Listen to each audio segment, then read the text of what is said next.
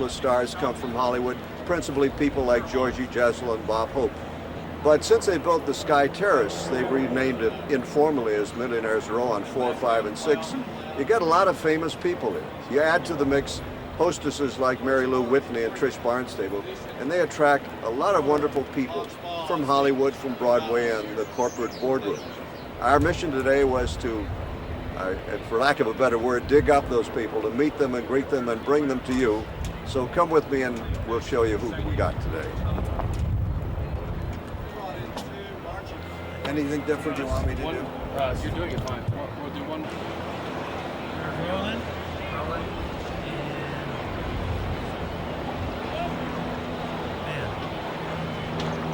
Hello, everybody. I'm Milton.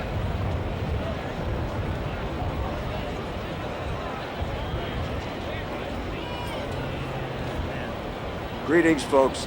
I'm Milton Metz, and my mission today is to take you to that mystical place known as Millionaires Row. It's kind of a state of mind. As Bill Coram once said, I don't want to be a millionaire, I want to live like a millionaire. Well, it started a long time ago. After World War II, you had some famous people come from Hollywood, Bob Hope and George Burns and Georgie Jessel and people like that. But about a decade ago, under the management of Tom Meeker, they built 3 more tiers, called them the Sky Terrace, and informally the Millionaires Row, and that kind of attracted some famous people. You add to the mix the hostesses, Mary Lou Whitney and Trish Barnstable, and their benefits, and a lot of famous people came here from Hollywood and from Broadway and the corporate boardroom. And so right now, we have, during the 90s, as many celebrities as you'll find any time.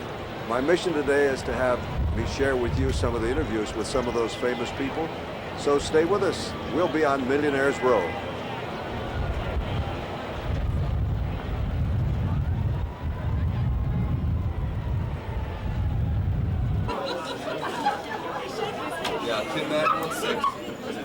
Hello, 1, 2, 3. The Derby seems to just come and go. Okay. Whenever you're ready. Okay. Derby seems to come and go very... I'm sorry, I messed up. Now when? I don't know about you, but it seems to me that Derby seems to come and go very fast. And we've just finished the 121st, and I hope you've enjoyed our little stroll through Millionaires Row with interesting people from Broadway and Hollywood. I've enjoyed it. You'll forgive the narrator for sitting down. We've traveled a lot of roads today on many places, and we haven't used the elevator. But it's been a fun Derby 121. And even if your horse didn't win, I hope you enjoyed meeting the celebrities we brought you today. This is Milton Metz. Thank you very much. See you next time. Okay, do one more.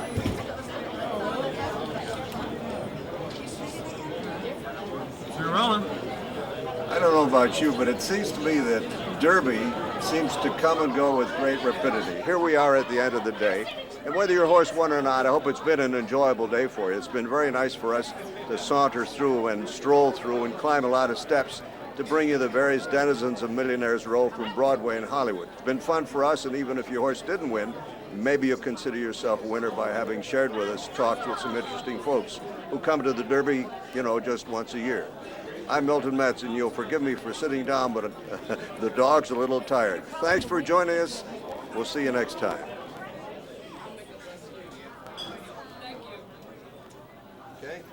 2, 1.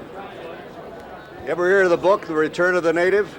Well, we have a Return of the Native, and Beverly and Howard Schnellenberger have come all the way from Norman, Oklahoma. And as I can see, folks, you got a pretty good greeting, Coach. Well, we're certainly always delighted to come back and see so many of our good friends. And I didn't just come back for the Derby. This is the first day I could get back after spring practice. Really? Why are we talking about football again? It's horse racing season. Yeah, but we love football, but today is horse racing, and it's a big day for Kentucky, and we're proud and happy to be here from You Kentucky told me Derby. that no sooner had you got to Norman, Oklahoma, than a lot of people were calling you Beverly as if they'd known you all That's their right. They just call me Beverly. That's who I am. Yes. Coach, you left a lot of good friends here. What feelings did you have about leaving Louisville?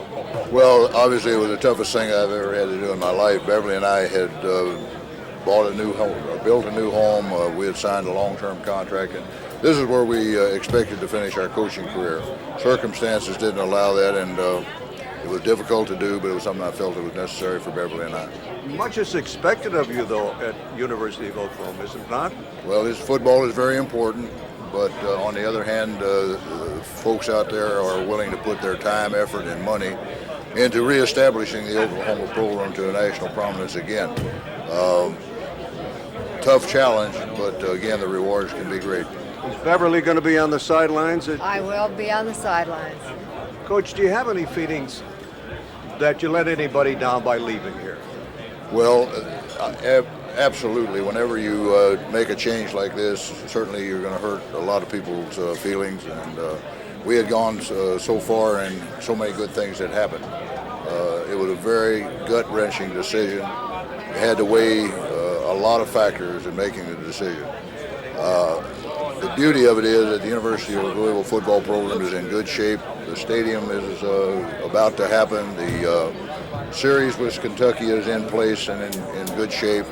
So the program has come a long way in 10 years. I believe that the new coach, Coach Cooper and Bill Olson, can take this program on to the next level, fill the stadium, and make football a household word here in Louisville. Maybe play Oklahoma. Thank you, folks. It's good to have you back. Thank you, Milton. And have a nice day. Thank you. Happy Derby job. Coach Howard Schnellenberger in Beverly. Milton Metz on Millionaires Row for your Derby station, 84 WHAS. Very good. Nice.